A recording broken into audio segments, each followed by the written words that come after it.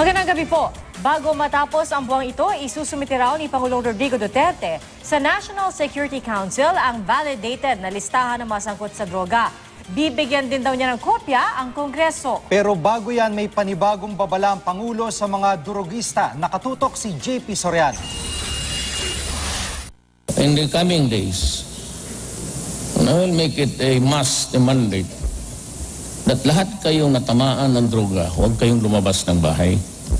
Wala man akong prisuhan, pumasok kayo sa bahay ninyo, mag-lock kayo. Huwag ka lumabas, papatayin ko kayo.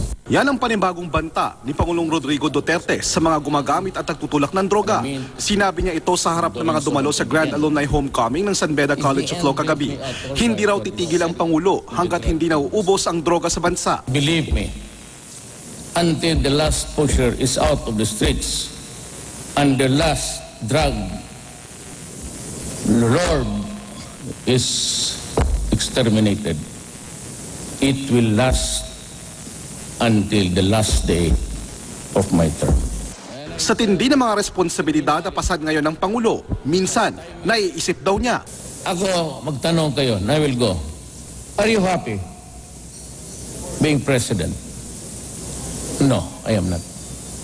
Do you regret? Yes, to a certain extent.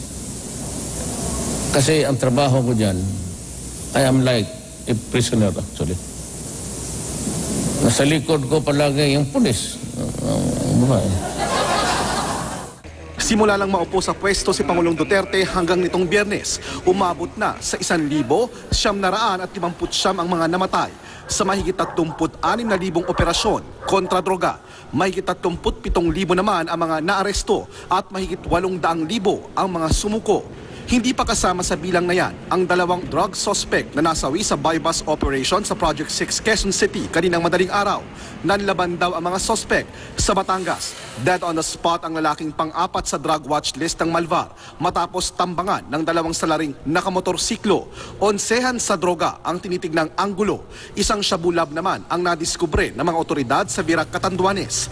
Nang halugugin ang lugar, nakita ang mga gamit sa paggawa ng shabu. Asawa raw ng isang NBI agent ang may-ari ng lugar, pero inuupahan daw ito ng isang Jason Gonzales Uy. Wala pa siyang pahayag. Nagpapatuloy ang investigasyon. JP Soriano, nakatutok 24 oras.